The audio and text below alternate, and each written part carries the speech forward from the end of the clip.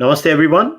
Welcome to the Cārvāka podcast. Today's session is going to be an audio-only session as we ran into some technical difficulties, but you can still hear my beautiful voice. So, as always, namaste. Welcome to another interesting discussion. My guest today is Mike Watson, and we're going to be discussing Mike's book, which is a very interesting book. Which I wanted to talk about, is going to be out this month. I think it's on the 29th of November. It's called Can the Left Learn to Meme? Lessons for the Cultural Left, from cat memes to gaming to Stranger Things and more. Mike, welcome to the podcast. Hey, hi. Yeah, great to be here. Thank you, Kushal. So when you're ready. All right, Mike. So why don't you tell everyone a bit about yourself first? So let's start from there. Basically, I'm what you call a curator, so an organizer of art events and a writer, mostly around arts and politics. And what can I say? My background is in art. My first degree was actually in literally making art, and from there on, I actually went into studying philosophy and developed kind of really 20 years ago. So when I was still studying art, developed a strong interest in the kind of social applications of art. So how art can somehow help society. But then during my kind of passage through my master's, through my doctorate, again in philosophy, and then into a career, or should I say a kind of a life working in the art world, kind of found myself, should we say, disillusioned and not finding in the art world the kind of dream of a free and open expression that I had kind of wanted to see. So just to kind of explain that better, I'm very interested in what you would call the kind of early modernist or avant-garde art scene, which was kind of oriented very much around kind of various mechanisms, various modes to try and make art more accessible to the people. So to try and make an art that could not only be viewed by anybody, but which could also be made by anybody. And I think when you actually get into the art world, you find that for all that's spoken about like an accessible art, it doesn't really exist. It's quite a kind of cold place that's closed to people from poorer backgrounds and minority groups. So I started to find that actually, whilst this kind of this idea of an open, free expression wasn't happening in the art world, or an openness to people from all backgrounds, it was happening online. So I started to gravitate towards online culture, meme culture, YouTube culture, live streaming, and that's where the book came about. The book Can the Left Learn to Meme really looks at how the dream of a horizontal culture is happening in a way, but it's happening online. But then it's kind of throws up worrying aspects. So maybe from there you can come in. All right, so this is my first question to you. So obviously you come from art background and you look at what I would like to use the word here, the internet culture, right? That's pretty much what you're looking at primarily. So memes and these new age imageries about what's going on, and you basically in the old school we would express what was happening in the society, or or things around us, whether it's politics or culture or religion.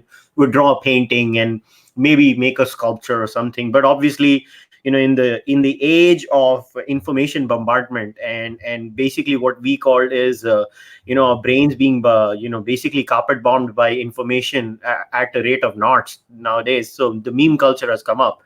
Now my question to you is, why did you even feel like you have to write a book about something like Can the Left Learn to Meme?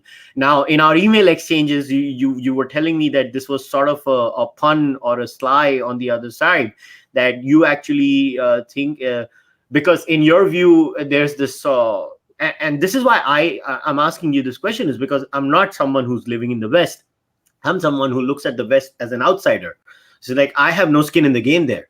Right, I literally have no skin in the game. I'm sitting here in Mumbai in my house or my office, and I'm just looking at this as an outsider. And I find it very interesting that on the one side, we hear people from what we call the right wing in the West, and they say, oh, everything from the mainstream media to all the big portals, everything is controlled by the left. And then there is this thing which came up in the 90s called the internet, and from the internet you have these social media websites, whether it's YouTube or Twitter or Facebook, or now it's Instagram and Snapchat.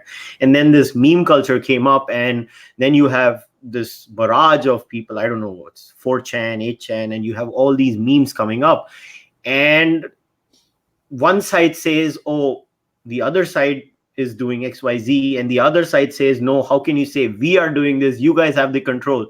So where do you lie in this entire discussion? So when you say, can the left learn to meme, what are you trying to say through your book? Okay, so I mean, quite literally, during the 2016 presidential election campaign in the US, in the United States, right-wing memers started to spread a meme, started to make these kind of images that went viral. That literally said, the main slogan was, the left can't meme. Okay, so it was kind of a way to, I guess, agitate the left. But also, I suppose it was because of the right-wing, the extreme right or far right kind of meme community in America was really kind of having an impact, was really able to somehow shock people through its use of racist imagery, through its reintroduction into the discourse, into the kind of public discourse of the swastika, the Nazi swastika, I have to say. That through this they were able to panic people and to get attention. So I think the left somehow feels disarmed, or felt disarmed, or it was somehow hard to counter this, because you can only really counter this kind of hateful speech and imagery through something equally as aggressive, or it could be felt this, especially in a climate where one has to make an impact very quickly, because people are going through images so fast on the internet. So I suppose my book basically addresses this, but actually it's not like I spend much time talking about this specifically, but it addresses, how could the internet be utilized? How might we spread a kind of positive message, in my view, that doesn't have to be aggressive? And what I really come upon is that it's not a case of being extreme left, extreme right, or at least not in your output, that one does not have to say, look, I'm right wing, here's a swastika, even if you can imagine being right wing in that way, or I'm left wing, here's a Soviet hammer and sickle, Soviet star, which can be very offensive in other ways, for historical reasons. That perhaps rather than do that, someone can utilize the capacity of the internet for kind of reflective imagery. That's imagery in which you can more meditate, which is not something I specifically said in the book, but that's one way of saying it. But for abstract imagery is what I said, and somehow, and this is going to what Theodor Adorno, who's one of the main references in the book, German philosopher Theodor Adorno, who died in the late 60s in the last century, what he said is, talking about that period, is that if you kind of try to strongly identify your enemy, or strongly identify with anything through imagery, you only really play back into antagonisms. And the only way to come around that, to get around that, to overcome internal antagonisms that exist in politics and exist in human thought, is to make abstract art. And abstract art can somehow shock you, can somehow jolt you out of your kind of falsified, normal, conflictual thinking. And in that moment, when you're looking at abstract art, when you're somehow lost and you escape conflict, then that's the moment one ought to be in. And then that's far more useful than throwing swastikas and hammer and sickles at each other. So if someone was to get back at you and say that that the usage of because the swastika is very interesting, because as a Hindu, the swastika is actually one of the rare cases where the Hindu swastika is basically being destroyed by the Germans. So they really did a number on us, because the swastika for the Hindus means something very austere, something very pious. and it's actually not even drawn in the same way, but it's very hard to explain to others, and it's very interesting. But do you think when the meme culture online of right wing of the right wing in the West is presented, do you think caricaturing it to a certain extremist ideology would be a fair caricature? Oh, sorry, caricaturing what specifically? So when we talk about meme cultures online, right, usually what Yeah. happens isn't, I mean, I'm trying to understand this in a better way, but whatever I've come across is whenever I see, discussions about meme cultures of the right wing meme culture in left wing, circles in the West, because I listen to both sides. Like I said, I have no dog in the fight, basically. I'm just listening to both sides, trying to understand what they're going through or what they're saying. So I see this caricature being created of right-wing meme culture or right-wing ideology in left-wing circles, whether it's mainstream or whatever, about, it's pretty much all Nazis or it's pretty much ABC or XYZ. What I'm trying to ask you is that a fair caricature of right-wing meme, of the right-wing meme culture in your view? I mean, it's a good question. Yeah. I mean, it's not like everyone who's on the right who's memeing is a neo-Nazi, or what is called which is a bit different from neo-Nazi, but the kind of extreme right in America, what's called the alt-right, alternative right. I think this is the thing, is that the far right managed to hijack right-wing messaging, right-wing imagery by becoming so extreme in their output. I mean, if you look at the UK election now, there's a lot of memes, a lot of internet activity around this, around the election. And I think it's an election that will be perhaps swayed by internet activity. I mean, there's a lot of people who just want Brexit, who support Boris Johnson, or who support UKIP, not UKIP, the Brexit Party was as what is now the main, get out of Europe party. I mean, there's people who have traditional right-wing values, or who want to leave Europe, or who don't want high taxes, etc.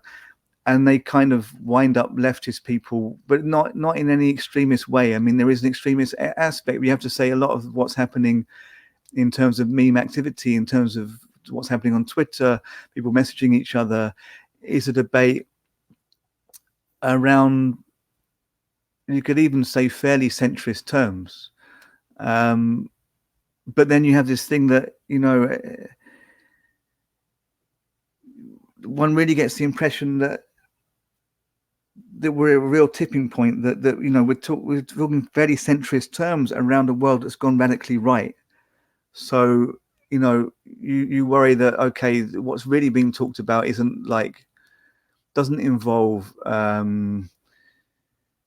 extradition of immigrants or something, but there is a kind of strong focus on immigration in the debate in the UK at the moment, of not letting in so many Europeans into Europe from the EU.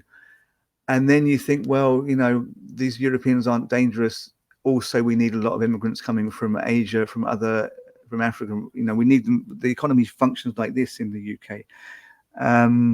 And if you kind of tip the balance and you start talking about, we don't want any more immigrants from the EU, and that's what wins an election, that kind of gives a free rein for what is already, a Conservative Party run by people who are right wing, to go more right. I think this is a real worry, that the world is a little bit in a panic mode ever since the last economic crisis. And also in America, no one's saying that Trump is building camps to put, he has his camps on the border of Mexico. This is very bad, where you see he keeps children separated from their parents. Okay, this is very bad, obviously, but no one's saying necessarily he's building the kind of concentration camps people have in Germany. But then what happens if what's going on now is left unchecked? So I think the worry is partly, yes, okay, you have this extreme right-wing imagery, you have the left countering it with images of Stalin and the hammer and sickle and what have you, But that's not the real concern. The real concern is a kind of centrist left tipping over if we're not careful. And then the other concern is that is a kind of left which is pushing towards socialism, which arguably for me is good. But we don't want that to go too far towards a statist, totalitarian vision. But we're so far from that happening, that doesn't so much concern me. All right, so here, see, now that I listen to you, we can actually connect it right into what we were discussing on the email about labels and categorization. So here's what I extract from what you've just said. So you're obviously saying that you might be more socialist leaning, but you obviously don't like extreme state control either. Then you use the example of Trump, and what's happening at the border, obviously. But if I remember correctly, that the separation of children has not just happened with Trump, it has happened with Obama too. And I don't know why it was not an issue then, because I clearly remember the news covering that too. But I don't know, somehow it becomes an issue when Trump does it, but it's never an issue in the West when Obama did it. I'm saying it's wrong in both cases, in my view. Again, as an outsider, it was wrong when Obama did it, it's wrong when Trump does it. But here's where I'm confused. I think a lot of times what happens in the West is people get too attached to categories and labels. And this is where actually, our entire discussion was basically focused on with relation to Adorno. Now, so when you had written an email to me, you actually wrote a very interesting line where you had told me that, in reality, Adorno himself was against categorizations and felt that the tendency to identify things within categories actually creates problems. And that's why he basically favored abstraction over direct political representation. Now, while I get it, but we do need categories, right? So my question to you is that post meme culture, post the internet world, a lot of old school categories, whether it's right wing or left wing, have actually been exposed. Like if I put myself in a situation, right, I live in India, I don't associate with the left personally. I will definitely say I'm not someone on the left, but I actually support what are called reservations or affirmative action in India for a particular community in India. I'm actually pro that. I also understand the idea that there should be some sort of a state-owned, healthcare system for the extremely poor who are below poverty line in India. Now, these are for people in the West. These might be left-wing issues. Having said that, I also believe in free markets. I don't like the idea of people interfering, the government interfering unnecessarily with businesses beyond a certain point. And why do I say that? Because my country actually had a state-run operation right up to the late 80s or the early 90s, and it's only in 1992 that we opened our economy. And basically all the good things in our life has actually come after India opened its economy. So what my experience is that, life is more complicated than just simple categorizations like left wing or right wing or atheist or theist. I'll give you an example of an atheist and a theist too. Like I was just going through a Pew Research poll where there were atheists who believed in some sort of, outside energy or some sort of, some kind of booga booga or woo. They did. I don't remember the exact 4 points. It was astrology or some kind of everything has energy kind of a claim. And even atheists believe in that now, but they're atheists when it comes to the existence of a supernatural deity. So my question to you is that, do you think in the post-internet world, the old school categorizations of right wing, left wing, atheist, theist, can they actually work in your view? Well, firstly, to get to Adorno, who basically he had a concept which in English we call identity thinking. Okay, so he said the problem with human activity is that we kind of proceed through life by identifying things, and that by that he means categorizing. So a human to exist needs to categorize, needs to kind of say this is an animal, this is water, this is, we have to make distinctions. But we kind of we overreach in making those distinctions. That there's a kind of basically an idea that we we as humans are very scared. Okay, we're scared of nature, and we're scared of nature, in the sense that nature can create catastrophes.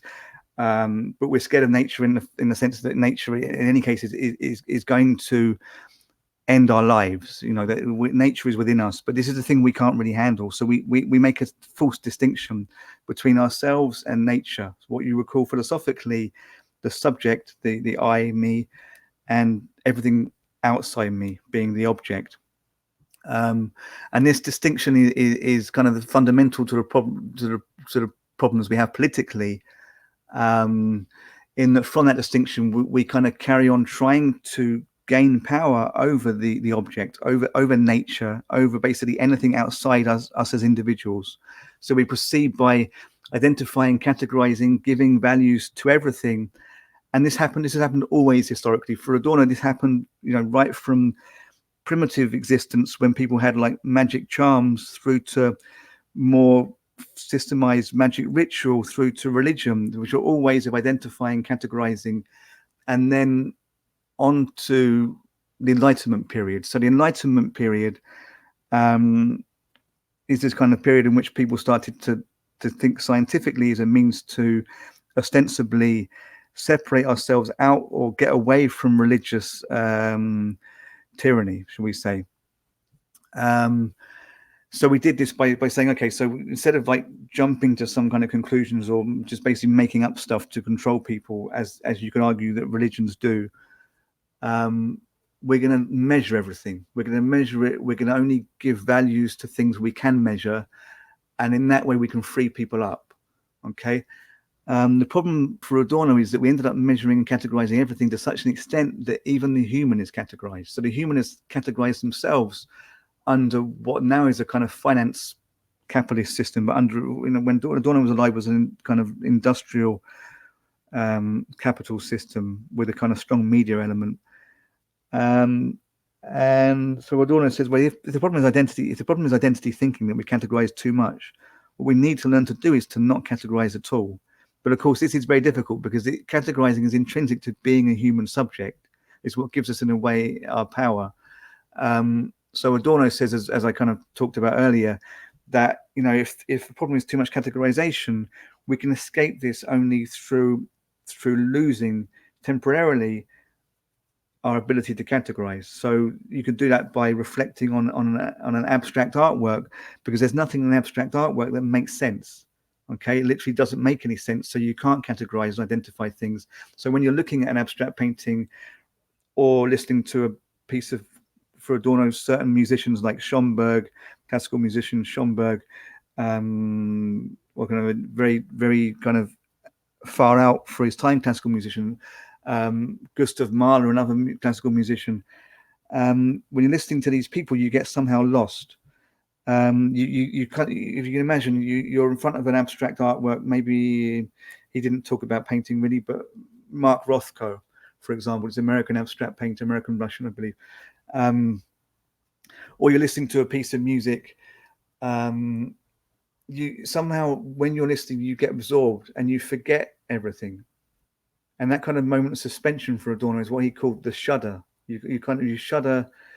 It's kind of the shudder because it's kind of a reflection of ancient times when not ancient history.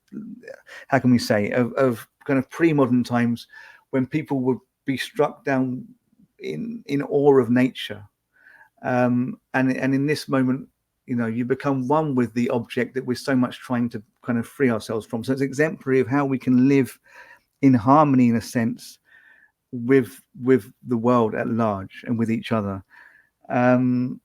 So that gets me through the Adorno part. But what was the next question you asked? What was the main question you just asked me? My main question was that, considering how human beings are, like I said, human beings are complicated. Like I gave you my own example of, I might be left wing on some issues according to the left of the West, and I might be on the right wing on many issues according to the right in the West. Now, people are complicated. We don't actually, if like I'll give you an example. So everybody who listens to my podcast regularly, they call themselves right wingers in India, and I always crack up. So because most of these people support what is called the right-wing party in India, called the BJP. Now, most people don't realize that if we were to gauge BJP, the Indian political outfit who Narendra Modi belongs to, on purely based on policy decisions in India, right? Whatever policy decisions the government has taken, if we were to place them on that and we put them and chart them on a Western left-wing, right-wing parameter, Narendra Modi is a left-wing guy. Anybody who's honest will say that. Now, I always tell people who listen to this podcast regularly to go and take this online test called politicalcompass.org. And most of them, to their absolute horror and shock, because they keep calling themselves right wing, who listen to me regularly, they're actually very left. Yeah. They're very much on the left on many issues. Like on me personally, I'm a centrist libertarian kind of a guy, according to Western standards. So my whole point is that, do these labels that we have currently right now, because what internet has done, the internet has democratized the discourse. The internet has made this discourse a free for all orgy, or whatever word you want to use it, that everybody comes and just keeps saying what they want to say. Now, it has diluted the quality in many cases, but it has also given a lot of people voice in many cases. So in the case of such a churn, now now I'm going to use a Sanskrit term called manthan. It's a beautiful term in Hindu philosophy, where there is a churn of ideas, where basically, there is an image of the devas and the asuras, and they're pulling from both sides, and there is a manthan happening on both sides. So whatever comes out of that manthan or that churn is the new sort of reality. So what I see, that what's happening on the internet right now is that churn or manthan, where people are struggling to actually come to terms with what they are in reality. And in that sense, do old school categories actually make sense, is what my question was. Yeah, okay. So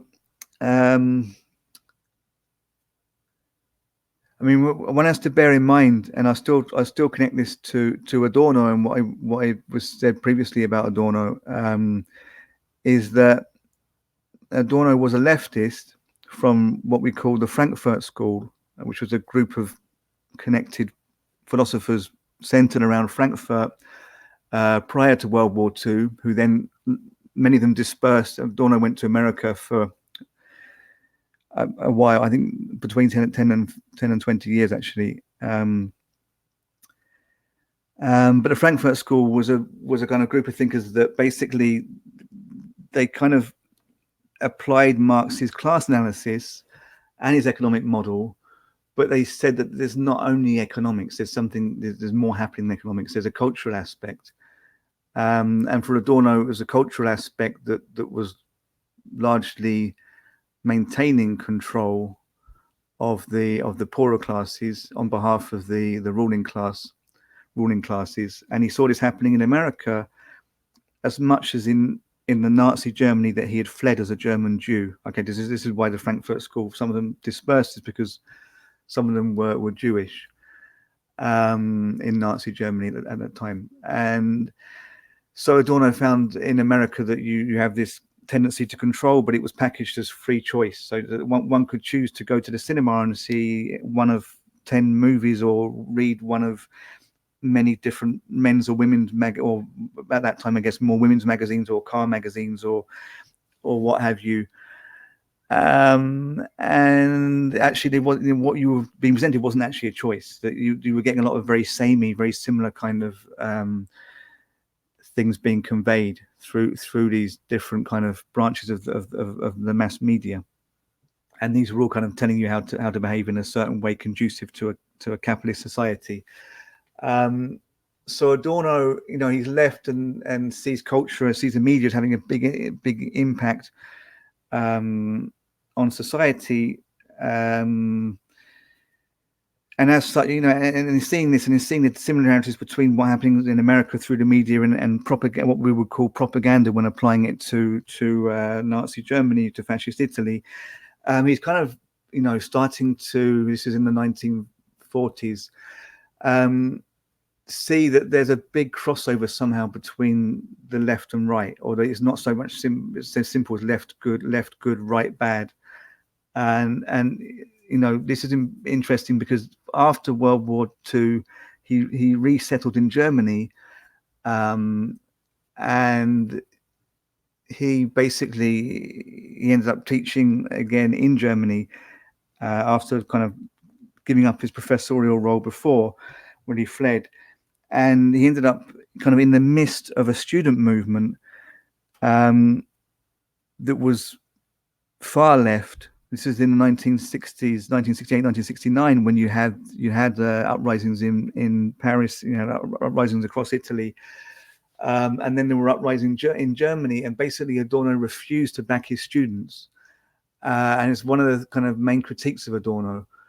He wouldn't back the student movement, but basically what he said is that whilst there are positive aspects, there's a kind of in his student movement there was a kind of a dram would be like a small amount, a modicum of madness that could tip over into totalitarianism. And this is what he feared, because basically this tendency to identify things, to categorize things, which is of course what the media is all about, on being, doing this on behalf of the ruling class. This tendency, as long as it still exists in the human mind, you can have whatever good intentions when you set out to make a movement on the streets, protest movement. But once you get in power, so long as you're still identifying, categorizing things and people, there's a risk of repeating the mistakes of Nazi Germany, which could also be seen at that point had been seen in Stalinist Russia, and still, you could identify it in the Soviet Union after Stalin. So you see in Adorno a kind of an acknowledgement of the crossover between left and right around the totalitarian kind of end of politics, we could say. And I think that online today, you can see how people are identifying things, from all different angles, that they're very quick to come down with very hard conclusions on platforms like Twitter, particularly. So one can go very simply from just simply saying you're wrong to completely condemning somebody, because on a platform like Twitter, not only could you condemn somebody, but then 200 of your friends could then condemn them, and then that person who you've condemned can actually become outcast somehow in their community. So this process of identification is very present online, but also this process of left and right kind of tipping over into each other. And I think you see this in what we were saying earlier about the right wing being very aggressive in their meme, or the extreme right in America in their meme imagery, using the swastika, using racist motifs and language. And then the left wing has responded by moving towards a kind of Soviet or very statist imagery around the hammer and sickle, the Soviet Union, etc. Hang on, just have to regather my thoughts there. You're seeing a kind of coalescing around the extremes, which is a process of identification, and a process of like, I'm this and you're that, and it is kind of dangerous. But the other thing I see is that, there's basically a cynicism in right-wing meme imagery. A lot of the kind of extreme things you could see were being on the 4chan message boards, the 8chan message boards, where the far right first kind of gathered during the 2016 election in America. You could see it's basically, you could kind of feel it was kids behind a computer who were saying the unsayable, which I think is a thing in the Western teenagers do, and a bit in people in their early 20s, is to like try and kind of push things to annoy your elders, to annoy other people generally, and to kind of to push boundaries, because maybe you don't know what can be said and can't be said yet. So you saw that on the right, and somehow it's playful, and you think, okay, they're kind of young, okay, they can do that. But of course, it's not just playful, because you're putting out imagery which basically is associated with exploitation, with subjugation, and murder of minorities, mass murder. So it has its dangers. And on the left wing recently, I've seen a similar thing where perhaps as a response to this, you're seeing people really push the boundaries. So you're having statements being said ironically in left circles that really you would associate with the right. So actually racist and or just very rude. And yeah, this is so I think as you answered your question, yes, there is a kind of process of people being very left and right online, and that being a link to what Adorno would call identification. And there's also a process of left and right tipping over into each other, that they're both becoming equally aggressive, and what you would call in meme culture you would call edgelordism, being an edgelord, which means being someone who's pushing morality, pushing argumentation to the edges for effect. And yeah, this is very risky. So essentially what you're trying to say is that in the internet world, the Overton window keeps on expanding at a very fast rate, right? So I'm sure everybody who's aware of the concept of the Overton window. So it's basically what is the societal limit, or what is okay and what is not okay. And what the internet has done essentially on both sides is that the Overton window keeps on expanding on a daily basis. But I have a slightly different take on this, that I have a slight disagreement with you. I think what is happening right now is that nobody seems to be actually questioning the one thing, or the one aspect that should be questioned the most in this entire case or scenario is actually the internet giants or the companies themselves. My grouse with these companies is actually very different. My grouse with the internet companies is that just like when you're playing a video game and you kind of get the cheat code, the internet companies actually have found the cheat code in our brain. I mean, anybody who has looked at the work of Tristan Harris, who has now been pushing for an ethics board on Google and Apple and Facebook and WhatsApp, Instagram, whatever, or Twitter. His point is that these companies basically essentially function on a very simple basis. The basis that these companies function on is that they want you to they want to basically create addicts out of you. They want to make sure that more and more people spend more and more time on their mediums, and basically they've hacked into what we call the negativity bias in our brains when it comes to socio-political discussions, right? So basically, the more negative you get, the more attention you get. So in my view, a lot of times, and this is my view on social media in general, is that social media tends to exaggerate what is actually the reality of our life. How we are on social media is actually not even 1/10 of what we are in our reality. I mean, we are just crazy on social media, including me. So I mean, all of us just go crazy on social media, and that's just how the medium works. So do you think we actually enter into very dangerous territories when we try to extrapolate something like a social media, where it's clearly these companies should actually give us a statutory warning that I don't want them banned. All I want is, just like cigarettes are sold with a statutory warning, alcohol is sold with a statutory warning, all kinds of other psychedelics or marijuana is sold with a statutory warning. Is it a societal statutory warning or it's a governmental statutory warning? I don't care. We know about that. But in the case of social media, there is no statutory warning that tells us that these mediums, these companies actually function on a very different, their ethics are messed up. Their ethics are not, we believe in democracy. Their ethics are, we just want you to be an addict. So if we look at that reality and after that we let people do that, do you think we tend to over exaggerate our reality based on what is happening on social media? Like you just said, these are just kids who are maybe 15 to the age group of 15 to 22. These are just average suburban kids in the West who are just taking a mickey out of each other. And they know that if they push the Overton window, it gets them clicks. And they might be sitting in their basements or, in their bedrooms, and they're just having a laugh. Oh, look how how this poor snowflake got triggered. And both sides do it. I don't believe that only the right wing does it. I believe the left does it as much. Like, the left knows how to trigger the right wing when it comes to classic cases or trans issues. They know how to trigger the right wing, so they trigger them on right wing issues. It's not like the entire left wing speaks in one language. So what my conclusion in all of this is that we've taken the lowest common denominator argument of both sides, And the internet shows and highlights the lowest common denominator argument of both sides as the norm. Do you think that is true, or you disagree with me?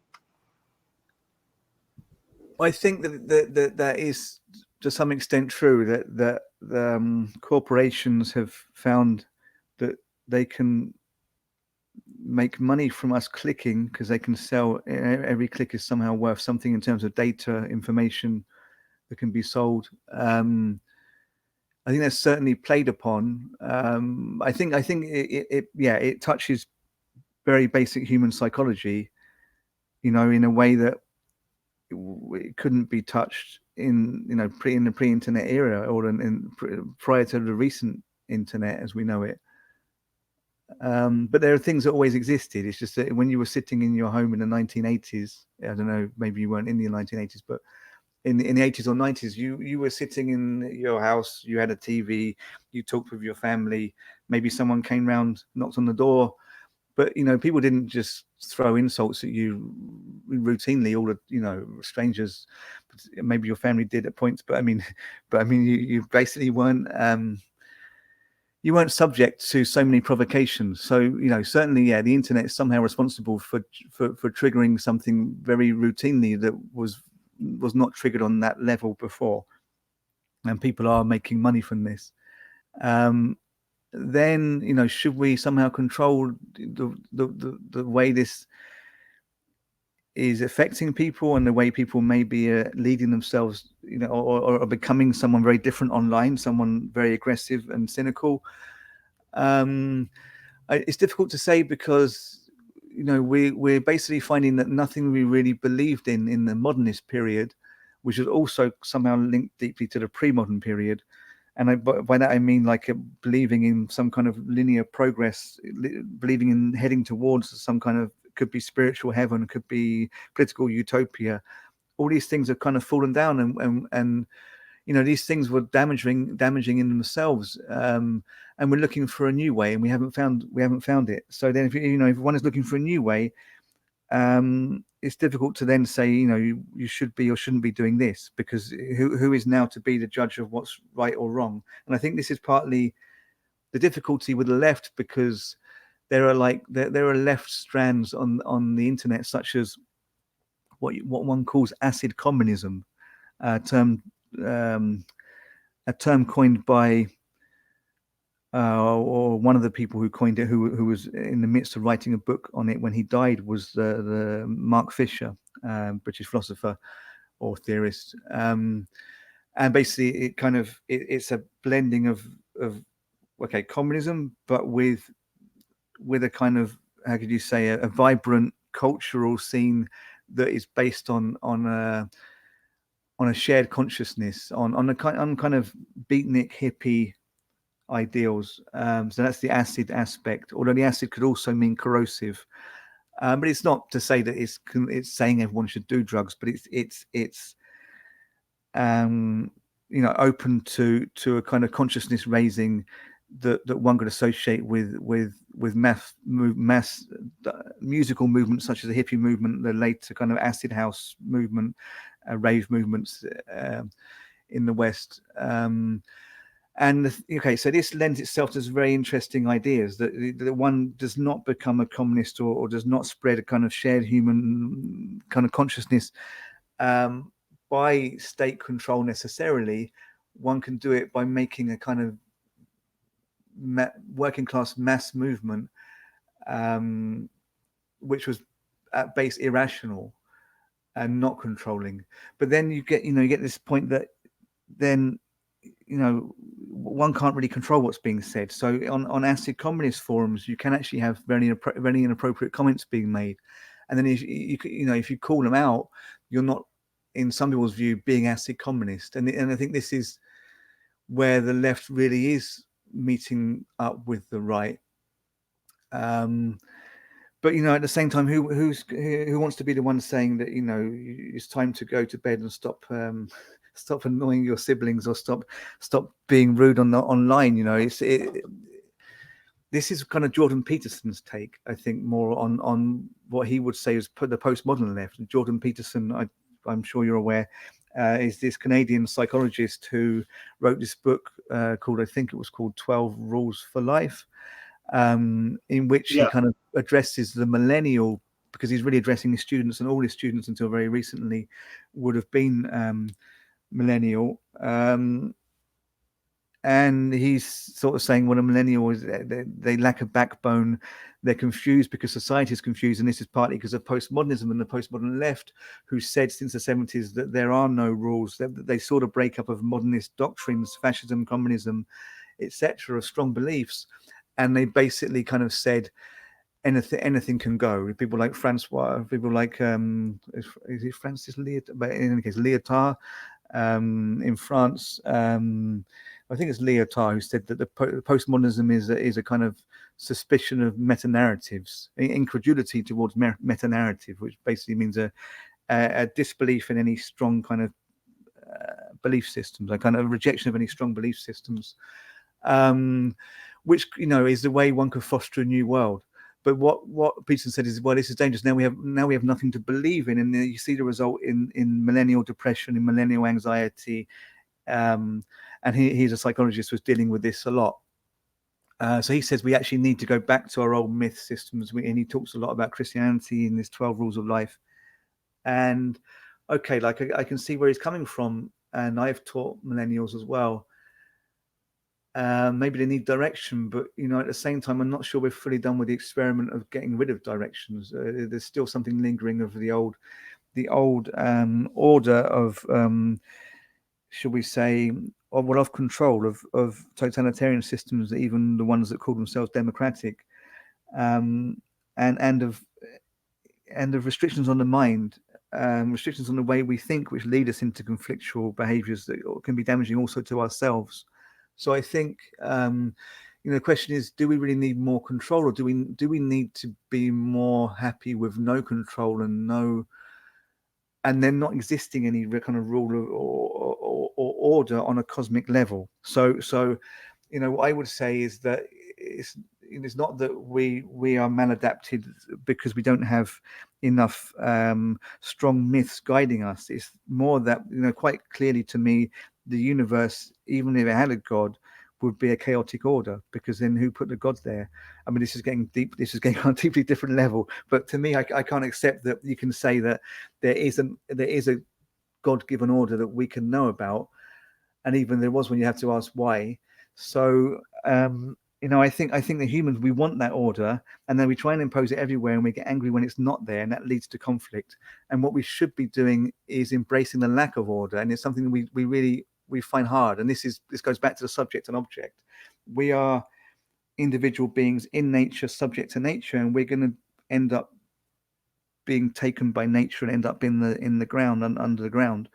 And there's nothing we can do about that, and there's nothing we can do about so many things. And I think if people could accept that, they wouldn't be fighting so much online. But I think the thing that this is it, we haven't accepted enough these fundamental facts. So I would say, and I don't think we need more control. I think we need people to be more complete in themselves and more able to accept their minor role in the universe. Do you see what I mean? Oh, I totally get what you mean, but look, this is where I'm going to come back to you. So no matter what we say, we cannot deny our evolutionary nature. So beyond the point, we need categorizations and identities, is because that's how we've evolved to associate with people around us. And obviously in a post-agricultural society, I mean, look, to live in a very de-escalated,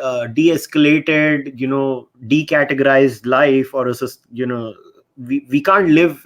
Maybe we'll have to go back to our old style, where we were hunter-gatherers and we were basically living in short bands of 40 to 150 people. What was the Dunbar's number, right? It was 150 people, right? So either we go back to that lifestyle, but that's not going to happen. So we're kind of stuck in this post-agricultural world where basically civilization, what we call, is a byproduct of agriculture, because we got sedentary, and with sedentary lifestyles, we had to come up with new stories. We basically had to come up with new stories. Now, I'm not going to get into which story is the better story. Is it the story of the Christians the better one, or the story of the secular humanist the better one? That's, that's to each its own. Or the stories created by the Eastern Hindus the better ones. In my view, I think there is a lot of good to be offered from the Hindu side. Like the struggle that we have about what is the truth or what is the reality. I think the Jains and the Buddhists had an amazing answer to that, where, whether it's the Jain Anekantvad, or I think Nagarjun's empty mind idea, where Nagarjun says basically, he would always tell his students, or even this new teacher, this Zen teacher, Shuang San Sa, he also talks about students to keep this don't know mind. So what is the don't know mind? It's an empty mind. There are no words, there's no speech, there is no one, there is no God, so there's nothing. Basically, it's emptiness. And this is where you stay kind of true to yourself. So always keep this don't know mind. So what Nagarjun was trying to say is that you don't stay attached to words. That's what Nagarjun, the great Buddhist teacher, that's what his point was. But having said that, even Nagarjun belonged to a category and a sect of Buddhism. Nobody can deny that, right? Nagarjun also associated with a bunch of identities himself while he taught the don't know mind. So I see a fundamental conflict here, where our evolutionary nature pulls us to identities and categories all the time, while we know they're just myths or stories. But beyond a point, we do need them too. So my problem with the Frankfurt School or Adorno was that while they say this is not good, this is not good, we have to be skeptical of meta narratives all the time. I get it. But there has to be a meta narrative. The problem is that if there is no meta narrative, then we actually do realm into the state of chaos. Then what binds us to each other is my question to you. Then, if there are no meta narratives, and we should always be skeptical of meta narratives, which I know we should be, then what binds each other? So what binds me to, say, a Mike Watson who's living all the way in the other part of the world? Then what would your answer to that be? But how do you mean bind? You mean like why are we talking, or you mean what do we have in common, or Yeah. yeah? What do we have in common? Well, I mean, I don't know that there would be no commonality, no common ground in chaos. This is just a thing. I mean, what about human society doesn't seem like chaos, even given the various systems. In a very complex world with many different people, with all with their individual complex minds, of course there will be systems. You see what I mean? I mean, I think we too easily pass judgment on what a chaos would look like. So that would be my answer. I mean, going back to the internet and okay, the fact that your question, one of your questions was we do live in a society that has these mechanisms of if not control, these systems, and or we did, and now we have something else emerging. But if you just let chaos reign, I suppose or to me, you were saying that they somehow run up against the mechanisms and they don't come out with anything better. But I would say that if we let things run a bit more online, systems will emerge, or at least more harmonious ways of interacting will emerge. And I think that people are getting quite bored of some of the ways people behave online, and the ways that online behavior kind of drag down debate. So there is this kind of contradiction, because of course you could say, well, and this is the thing that I struggle with. I don't know to what extent to let things ride out, and to say to what to know to what extent anything goes, because some things are not acceptable. But I think that these limits can be established gradually through consensus, rather than someone coming in and saying, no, you shouldn't say that, no, you shouldn't do that. But it's a long process. I agree with you. Actually, that's a very interesting point, and I do think that the internet is sort of a video game playground where all of us humans are joining in voluntarily, albeit without a statutory warning or any kind of disclaimer. And we're playing this game. We're playing this game where our identities are getting diluted. We are forming weird, alliances where classically these alliances would have never worked. And it is an interesting time. But my point is that we've run this simulation as such on the internet for now at least a good decade or so, at least on social media platforms, at least a decade or so. And we'll find out in another couple of decades where this takes us. But if I was to be a very honest, making a very honest judgment, right, to be to you, as of now, it's a pile of shit where everybody seems to be abusing each other, calling each other the worst names, calling each other. I mean, I don't know how many times I've been called a fascist or a Nazi. I don't know how did I become a Nazi? I'm just a brown guy living in India, but I'm a Nazi too.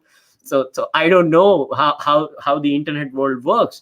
But I think the internet experiment or the simulation that we are conducting right now is actually a pretty negative one. Or do you have a different opinion about it? Well,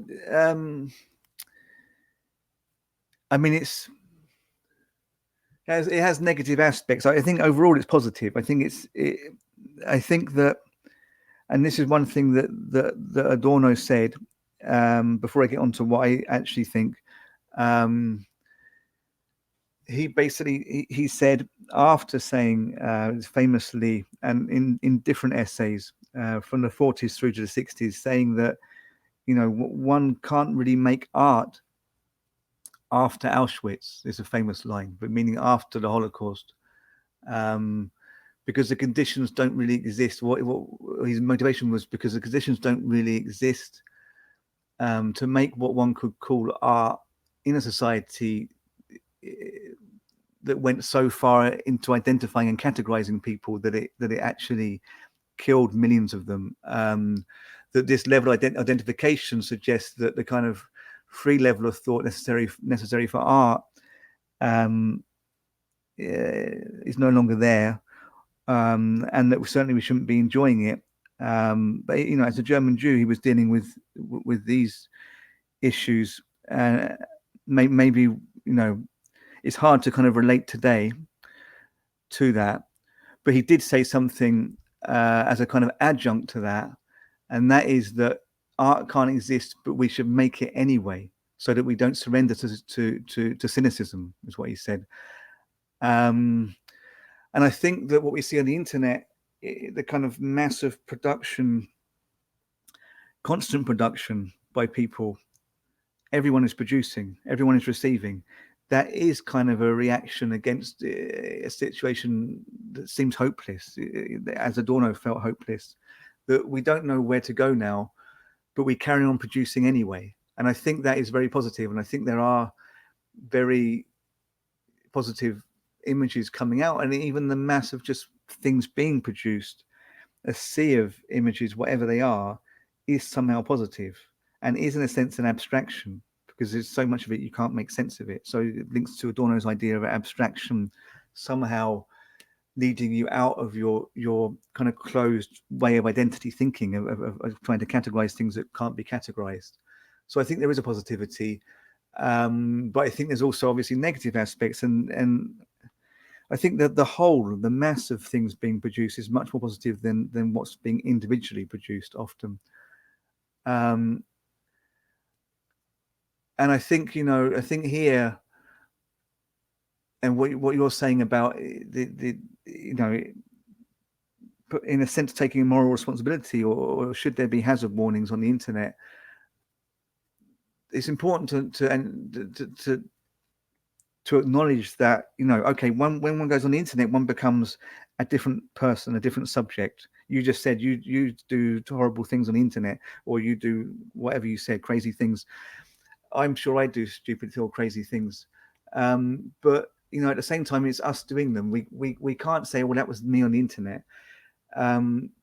because we know what the internet is, and we're able to step back and think about what we do there, how we conduct ourselves there, but also because it's like what goes on there can be meant in whatever way, and it's received in that way on the internet, but it's received in that way by somebody who's not on the internet. It's in the sense that we are not on the internet. We're not plugged in. We're not internet memes that fit into the internet habitat or ecology. We're still humans that exist in a human and wider ecology. So I think, you know, there aren't really excuses that okay, anything can go, but anything can go bearing in mind that anything that goes also has to go in the non-internet realm, or the realm that exists alongside. So that would be my answer. But to me, the internet was summed up in this very funny tweet by Ricky Gervais, where he literally tweeted, and I think he had written, even this will get negative feedback. He had literally written something of that sort. The tweet itself was that, and then somebody had scrolled down below it, and he was abused for that tweet too, where he said, "I'm saying nothing, but you'll abuse me for saying nothing too." And then everybody basically piled on him, and they abused him for that too. Although a lot of it was obviously out of, you know, just poking fun and having fun about it.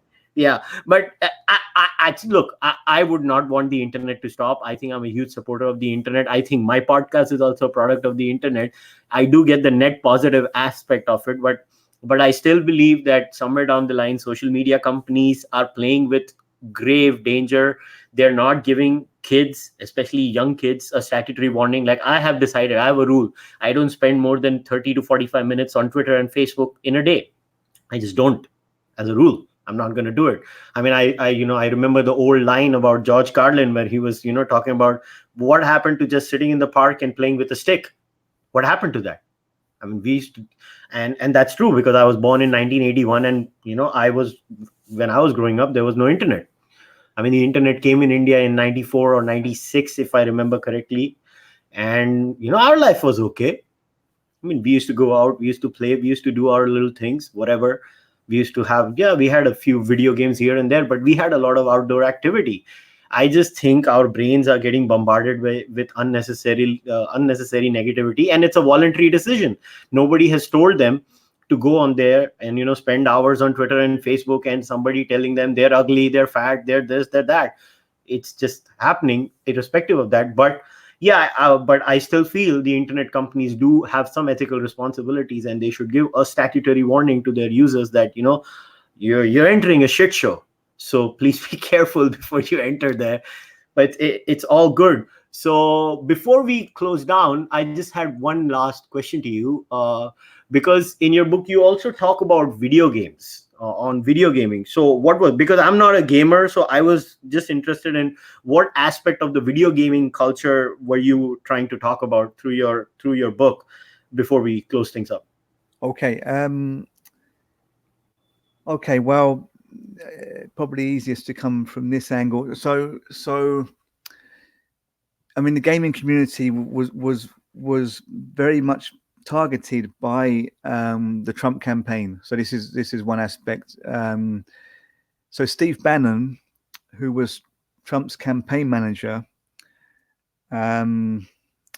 he basically been one of the executives of an organization called Affinity Media, which had people in Asia, normally the Far East, playing World of Warcraft, this massive online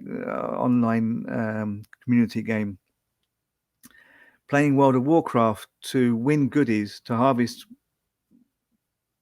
in-game treasures, which were then sold to mostly American players.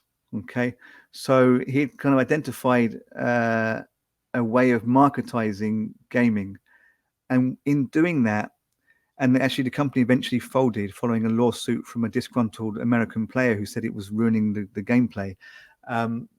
But he found in doing that there was a massive untapped potential in millennials. Okay, and this is interesting because if there's a massive untapped potential in what he said is like kind of disillusioned guys playing World of Warcraft, that can be used by the right.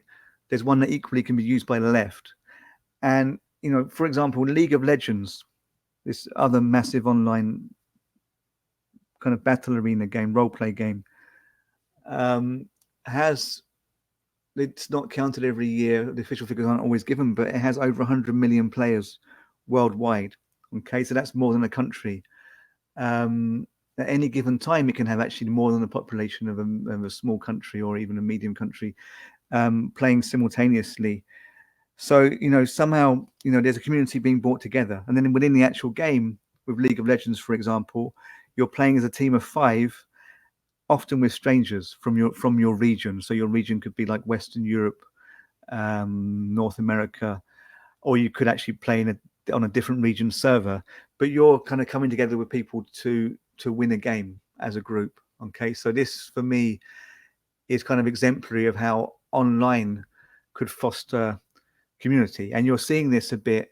It's not a gaming realm, but it's somehow, it functions in a similar way in the Momentum organization. It's an organization linked to Labour in the UK, who are organising. They're at the moment campaigning for the election, and they organise, for example, group video talks where people come on and they talk about strategy for making videos for the campaign. Or they get people together and they say, okay, we're going to go and do campaigning in this area of London tomorrow, but come down. But this organisation, this that then ends up being people gathering in London and campaigning in a certain zone or wherever in Liverpool, anywhere in Britain. This begins online, so there is some kind of parallel there. So my thinking is that gaming is often given a really bad reputation because it has sexist imagery, because it has racist imagery. It has all this. This is bad, but this comes from the world anyway. But what it also has, that isn't in the world, is a means of mobilizing millions of people at once. That somehow can be perhaps led to think in less hostile ways or more positive ways than people often do. So that was my interest in gaming. All right, cool. Because I call me old fashioned, but I have not gamed in many years. And even when I used to game, my whole thing was I was a cricket guy. I would only focus on cricket. So yeah, so I was just into cricket gaming. So the game I played, I used to love that game. I think it was Don Bradman's Cricket on. Okay. I think it was on Xbox. If you're a cricket fan, please buy that game. Amazing. I will look at it. Yeah. Okay. Yeah, it's an amazing. They have this amazing, cam view where you're actually batting, and the batter's view is from the helmet, and that was just an amazing experience. I mean, the graphics were to die for. I don't know if they have any new game out. I've not played any games for years. I've been out of touch. But yeah, I used to play cricket games, so I'm not much in touch. But okay, so these are my passing comments. So this is what I have gathered. I think my whole way of looking at this whole thing is that the pre-internet world and the post-internet world has some differences. The pre-internet world had a very established orthodoxy and a very established heterodoxy. The post-internet world, I think we seem to have confused and shaken up what is the orthodoxy and what is the heterodoxy. Because the internet lets you create your own echo chamber where you can decide that you're the heterodoxy and the other side is the orthodoxy. And then you can play into that whole world, and you're constantly fighting the orthodoxy, which you think is the orthodoxy on the internet, while maybe it may not be the case in real life. So this is my understanding of the internet world. And this is what I have been experiencing personally, because the internet tends to create these echo chambers. And that's why I think we have this, I don't know if it's called chaos. I mean, I look at it from a very Hindu Krishna's way of, Krishna never used to call it chaos. He used to call it Leela, where it's a divine play. I mean, I don't see any divinity in it, but I just look at it as a larger play. The internet is a larger play where, every side is convinced that they are the heterodoxy and the other side is the orthodoxy. And the other side has all the power. And we are just these weak people, or we are the counterculture who's fighting. Basically, that's what I look at it from my point of view. And I think we're yet to figure out who the real orthodoxy or the heterodoxy is in the real sense. Do you think that's accurate, or you actually have a different view? Yeah, I mean, I say it's accurate. And there's people fighting each other who probably shouldn't be, and we need to work out who we need to be addressing rather than arguing with each other. Yeah. So cool. So guys, I have left a link to Matt's book. You can, in the description of the podcast, you can go there, you can click on the link. It's not a very big book, it's just 112 pages. It's not a very big book. You can go through them. And I may not be a gamer, but you guys obviously are gamers. I know a lot of young Indians listen to my podcast. So, if you guys are into games or into the internet meme culture, which you guys are, I mean, I obviously suck at these things, but if you like it, buy it. It might be interesting. And I might not be from someone who associates with the left or the Frankfurt School. I have intellectual and philosophical problems with where they come from, but I actually enjoy listening to people's perspectives. I think my whole job when I started this podcast was, can I create a platform where I will not talk about the outrage of the day, or can I talk about substantive things which I find interesting? And I genuinely like to reach out to people who I may not necessarily agree with, or who I may not know about it. So in the case of Mike, I really was interested because, what is this topic about? I mean, here's the guy who's talking about a subject like meme cultures and video games, which I don't know a lot about. So I reached out, and here we are. So Mike, thanks a lot for coming on the podcast. Thank you. It's great to talk to somebody with a different political background and different perspective. So yeah, great. And I hope to speak to you again sometime.